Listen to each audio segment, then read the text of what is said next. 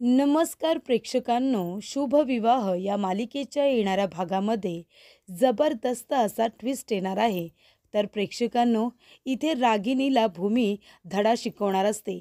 पण इथे आता भूमीच्या आधी संकर्षणची बायको पल्लवी हिनेच रागिनीला धडा शिकवायची सुरुवात केलेली असते. तर इथे रागिनीमुळे संकर्षणने आपली बायको गमावलेली असते.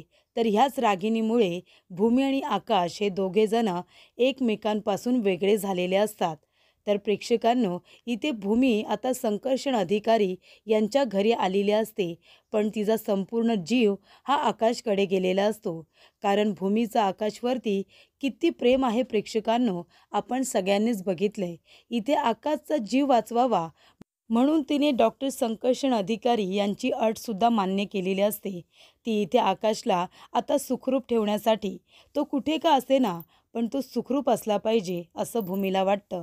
जर इथे नियतीने आम्हाला दोघांना वेगळं करण्यासाठी हे सगळं घडून आणलं असेल, तर भूमी म्हणते की मी आकाशला सोडून राहायला सुद्धा तयार आहे, पण तो जिथे असेल तिथे सुखरूप असला पाहिजे.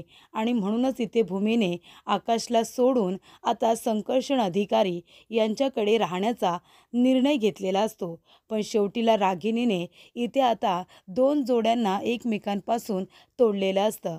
इथे गाडीचे ब्रेक फेल केले म्हणून आकाश आणि भूमी दोघेजण वेगळे झालेले असतात. तर तिथे डॉक्टर संकर्षण अधिकारी यांची बायको पल्लवी आपल्या नवऱ्याला आणि मुलाला सोडून निघून गेलेली असते. तर इथे नियतीने आता रागिनीला धडा शिकवायचं ठरवलेलं असतं.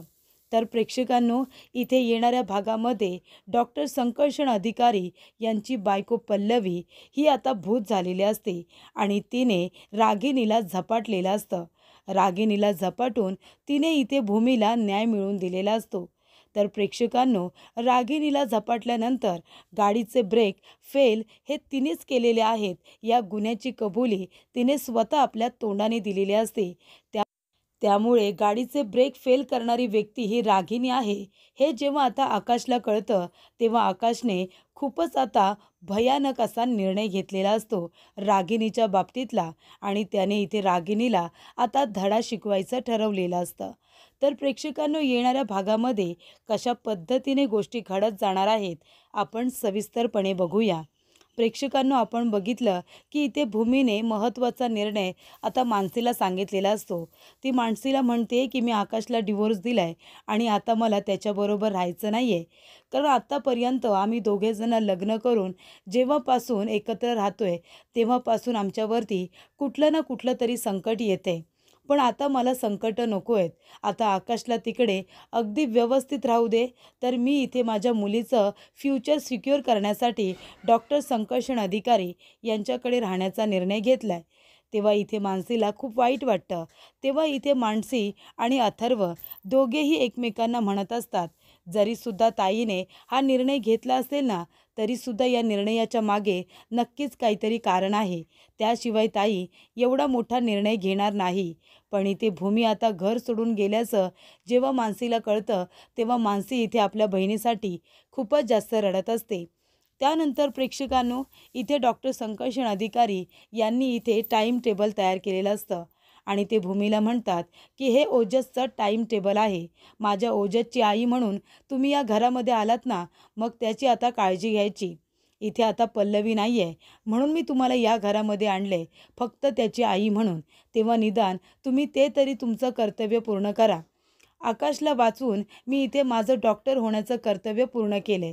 त्याच्यामुळे आता माझ्या मुलाला आनंदी ठेवायचं, त्याचा अभ्यास घ्यायचा, शाळेसाठी तयार करायचं, त्याला डब्यामध्ये काय आवडतं काय नाही याची चौकशी करायची, त्याच्या आवडीची भाजी बनवायची. या सगळ्याच गोष्टी आता तुम्हाला करायच्या आहेत. तेव्हा भूमी म्हणते मी हे सगळं केलं आहे, पण ओजस मला तेवढा प्रतिसाद देत नाही आहे. तेव्हा इथे आता डॉक्टर संकर्षण म्हणतात की प्रतिसाद देत नाही आहे, तुम्ही तुमचे एफर्ट्स वाढवा, तुम्ही जास्तीत जास्त एफर्ट्स द्या माझ्या मुलाचं मन जिंकण्यासाठी. कळलं तुम्हाला? आईची माया द्या त्याला, मग तो तुमचं सगळं ऐकेल. त्याला प्रेमाची गरज आहे. तो जर पल्लवीला विसरला तरच तो आनंदी राहील आणि मलासुद्धा माफ करेल. बघताय ना तुमच्या आकाशमुळे काय झालं आहे ते. तुमच्या आकाशमुळे माझं संपूर्ण आयुष्य उद्ध्वस्त झाले. माझी पल्लू माझ्यापासून दुरावली आणि माझा मुलगा माझं तोंड बघायला सुद्धा तयार नाही आहे. त्याच्यामुळे आता माझ्या मुलाला आणि मला एकत्र आणण्याची जबाबदारी तुमची, त्याचबरोबर त्याची आई म्हणून काळजी घेण्याची जबाबदारीसुद्धा तुमचीच आहे. तर इथे प्रेक्षकांनो रागीने आकाशचे कान भरत असते. त्याला सांगत असते की बघ, भूमीचं वागणं किती बदललंय. ती तुला डिवोर्स देऊन निघून गेली आहे. तेव्हा आकाश म्हणत असतो की आमचं नातं कागदापुरतं मर्यादित नाही आहे. भूमी जरी इथे पेपरवरती सह्या करून गेली असेल ना, तरीसुद्धा मला माहिती आहे की या सगळ्याच्या मागे नक्कीच काहीतरी कारण असेल. कारण मी हॉस्पिटलमध्ये आहे. माझं ऑपरेशन झालेलं नसताना भूमी डॉक्टर संकर्षण अधिकारी यांना जाऊन भेटते. याचा अर्थ काय होतो? याचा अर्थ एकच होतो की तिला माझ्या जीवाची काळजी आहे आणि डॉक्टर संकर्षण अधिकारी यांनीच मला ऑपरेट केलं आहे ना, म्हणजे माझी भूमी नक्कीच त्यांच्याजवळ बोलायला गेली असेल. तेव्हा इथे खरं कारण अजून आकाशला कळलेलंच नसतं की जो अपघात भूमीचा आणि त्याचा झाला होता, ती गाडी जेव्हा दुसऱ्या गाडीवरती ठोकली होती, त्या समोरच्या गाडीमध्ये डॉक्टर संकर्षण अधिकारी आणि पल्लू हे दोघेजण असतात आणि त्या अपघातामध्ये डॉक्टर संकर्षण अधिकारी यांची बायको ही देवाघरी गेलेली असते. हे सत्य त्याला माहिती नसतं, तरीसुद्धा इथे आकाश म्हणतो की भूमीच्या अशा वागण्यामागे नक्कीच काहीतरी कारण आहे आणि ते कारण काय आहे ते मी शोधून काढणार. तिने डिवोर्स पेपरवरती सह्या केल्या म्हणून आमचं नातं संपत नाही, असं आता आकाशने स्पष्टपणे सांगितलेलं असतं. रागिनी किती काड्या करण्याचा प्रयत्न करत असते, पण इथे आकाश भूमीवरती जरासुद्धा अविश्वास दाखवत नाही. त्यानंतर प्रेक्षकांनो इथे डॉक्टर संकर्षणने सांगितल्याप्रमाणे भूमी आता आपले एफर्ट्स वाढवते. ती इथे आता प्रेमाने ओजसला जिंकण्याचा प्रयत्न करत असते. मग त्याची फेवरेट डिश बनवणं असू दे किंवा त्याच्याबरोबर खेळणं असू दे, त्याचा अभ्यास घेणं असू दे, या सगळ्या गोष्टी ती करत असते. तेव्हा इथे आता भूमी एक आई आहे आणि लहान मुलांना कसं खेळवायचं, त्यांच्या मनामध्ये कशी जागा निर्माण करायची, हे तिला बरोबर माहिती आहे. तर इथे ओजस आता घरामध्ये असतो आणि क्षितिजा तिथे असते. तेव्हा भूमी म्हणत असते की ओजस, तू क्षितिजाचा दादा आहेस ना, मग ती जर इथे एकटी असेल, मी कामात असेन, तर तू तिला खेळवशील का? बघ ना, ती तुझी बहीण आहे. तेव्हा इथे आता ओजस म्हणत असतो, नाही, ती माझी बहीण नाही आहे. तेव्हा इथे आता भूमी म्हणत असते, हे बघ, मी तुझी आई नाही आहे, हे तू अगदी बरोबर बोललास. मग तू मला एक काम कर, तू मला तुझी मैत्रीण बनव. तू मला फ्रेंड बोलूच शकतोस. मी तुझी फ्रेंड होऊ शकते ना. हे बघ, मी तुझी आई म्हणून इथे आलेलीच नाही आहे. मी फक्त इथे तुझी काळजी घ्यायला आले. ती मी तुझी काळजी घेते. मग तू एक काम कर, तू मला मदत कर क्षितिजाला खेळवायला आणि मी तुला मदत करते तुझा अभ्यास घ्यायला, तुला इथे शाळेमध्ये सोडायला मी येत जाईन तुझी फ्रेंड म्हणून. तेव्हा इथे भूमी त्याचं मन रमवण्याचं काम करत असते आणि टाईम टेबलप्रमाणे त्याला कधी शाळेत जायचं असतं, त्याचा अभ्यास कधी घ्यायचा असतो, त्याचबरोबर त्याचं ट्युशन कधी आहे, या सगळ्या गोष्टींची काळजी आता भूमी एकदम व्यवस्थित घेत असते. म्हणजे अगदी डॉक्टर संकर्षण अधिकारी बोलल्यामुळे इथे आता भूमीचे डोळे उघडलेले असतात. ते म्हणतात की मी आकाशचं ऑपरेशन करायला जर उशीर केला असता तर मग काय झालं असतं? अडचण निर्माण झाली असती ना. मग आता तुम्ही सुद्धा उशीर करू नका. माझ्या मुलाला आनंदी ठेवण्याचा प्रयत्न करा. तुम्हाला या घरामध्ये मी फक्त त्याच्यासाठी आणले. तेव्हा इथे भूमी आता पूर्णतः इथे त्याची काळजी घेत असते.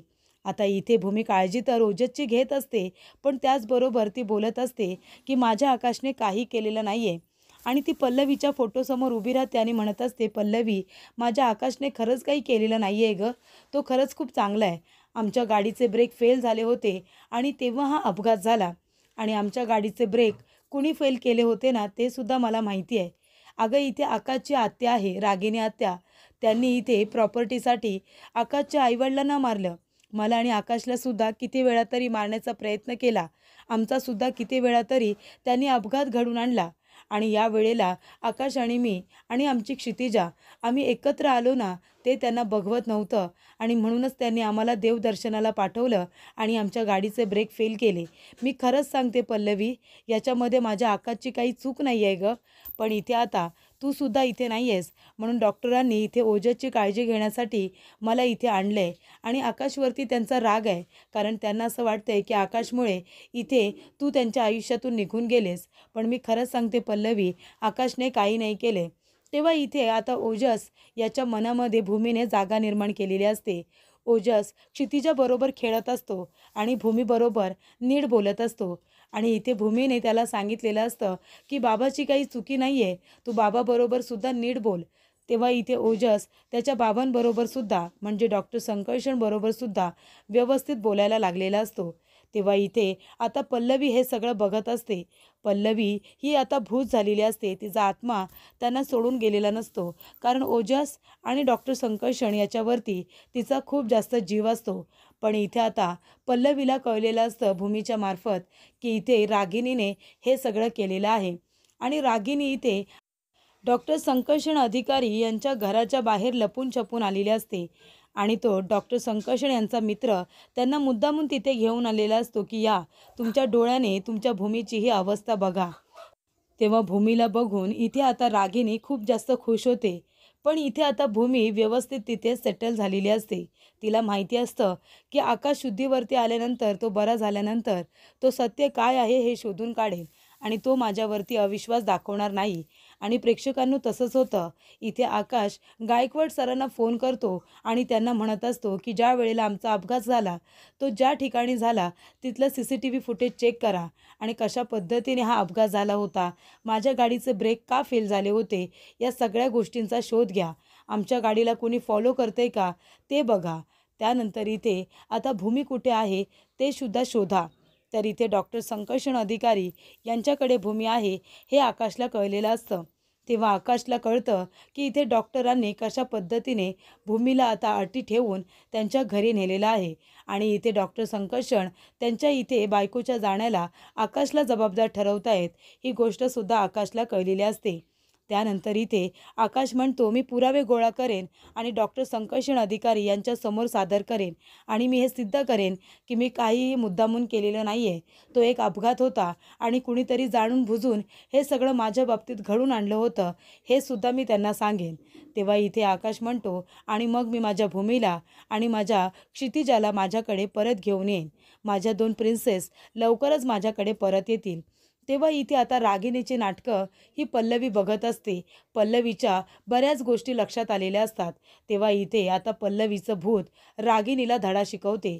ती म्हणत असते की ह्या बाईमुळे आज मी माझ्या नवऱ्यापासून आणि माझ्या ओजसपासून दूर झालेली आहे आणि आता ती भूमी आणि आकाश या दोघांना सुद्धा एकमेकांपासून तोडण्याचं काम करते. इथे आता संकर्षण खूप जास्त चिडलाय, कारण त्याला सत्य माहिती नाही आहे. म्हणून ओजसची काळजी घेण्यासाठी त्याने भूमीला इथे मुद्दामून आणले, कारण आकाशला त्रास व्हावा म्हणून. पण ह्या रागिणीला कोणीतरी धडा शिकवायलाच हवा. तेव्हा इथे आता भूमी ही आपल्या कामामध्ये बिझी असते. ती ओजसची काळजी घेत असते. डॉक्टर संकर्षण अधिकारी यांचंसुद्धा सगळं ती करत असते. पण इथे आकाश मात्र टेन्शनमध्ये असतो आणि त्याच्यामध्ये त्याच्या मनामध्ये विष पेरण्यासाठी रागिणी आता कुठलीही कसर ठेवत नसते. तेव्हा इथे आता पल्लवी इथे आता भूमीचा बदला घेते. पल्लवी इथे आता रागिणीच्या मानगुटीवरती येऊन बसते. रागिणी जेव्हा शांतपणे झोपलेली असते तेव्हा पल्लवी त्या ठिकाणी येते आणि ती आता इथे तिच्या अगदी जवळ येऊन उभी राहिलेली असते आणि तिचा गळा दाबण्याचा प्रयत्न करत असते. तेव्हा इथे पल्लवी म्हणत असते, काय गं ए, तुझ्यामुळे आज मी माझ्या कुटुंबापासून दूर आहे. माझ्या बाळाला, ओजसला आणि मी माझ्या सोन्यासारख्या नवऱ्याला सोडून निघून गेले फक्त तुझ्यामुळे. आणि आता आकाश आणि भूमी या दोघांनासुद्धा वेगळं करण्याचा प्रयत्न करतेस. तेव्हा इथे आता रागिणी डोळे उघडून बघते तर तिथे आता आलेली असते पल्लवी. पल्लवीचा तो भयानक चेहरा इथे आता जेव्हा रागिणी बघते ती जोरजोरात इथे ओरडायला लागते. तर इथे आकाश कामानिमित्त आता फोनवरती बोलत असतो. तेव्हा रागिणी इथे झोपलेली असते. ती ओरडतच आता धावत पळत बाहेर येते. तेव्हा आकाश म्हणतो काय झालं? तेव्हा आकाश म्हणत असतो आत्या काय झालं? तेव्हा इथे आता पल्लवी रागिणीचा पाठलाग करत असते. रागिणी म्हणत असते मी काही केलेलं नाही आहे आकाश, मी खरंच काही केलेलं नाही आहे. अरे ती बघ ना, ती मला त्रास देते. तिला असं वाटते की गाडीचे ब्रेक मी फेल केले होते, माझ्यामुळे ती तिच्या नवऱ्यापासून आणि बाळापासून दूर आहे. पण आकाश मी खरंच काही नाही केले रे, पण ती म्हणते की गाडीचे ब्रेक मी फेल केलेत. तेव्हा इथे आता पल्लवीचं भूत हे तिच्या मानगुटीवरती बसलेलं असतं जेव्हा इथे रागिनी घाबरते आणि म्हणते की गाडीचे ब्रेक मी फेल केले नव्हते, तेव्हा इथे आकाशच्या आता गोष्टी लक्षात येतात. आकाश म्हणतो, "आत्या, म्हणजे ती कोण आली होती इथे?" तेव्हा इथे रागिनी म्हणते, "अरे त्या संकर्षणची बायको, ती पल्लवी, ती त्या कार अपघातामध्ये देवाघरी गेली ना, ती इथे आली होती आणि ती मला जाब विचारते. पण आकाश, मी खरंच सांगते, मी काही केलेलं नाही आहे." तर इथे आता पल्लवीने रागिनीला सळो की पळो करून सोडलेलं असतं. तेव्हा आकाश म्हणतो, "अच्छा, म्हणजे भूमी जे बोलली होती ते बरोबर आहे का? तूच मुद्दामून आमच्या गाडीचे ब्रेक फेल केले होतेस ना आत्या? तूच आम्हाला देवदर्शनासाठी मुद्दामून पाठवलं होतंस, जेणेकरून आमच्या गाडीचा अपघात व्हावा." तेव्हा इथे सत्य आता आकाशला कळलेलं असतं आणि लवकरच तो इथे आता सत्य शोधून इथे रागिनीला घरातून बाहेर काढत भूमीला आपल्या घरी परत आणणार असतो. ते सुद्धा डॉक्टर संकर्षण अधिकारी यांच्यासमोर पुरावे सादर करूनच. अशा रीतीने पल्लवीने आपला बदला घेत इथे आता भूमीला न्याय मिळवून दिलेला असतो आणि आकाशच्या समोर रागिनीचं सत्यसुद्धा आणून दिलेलं असतं.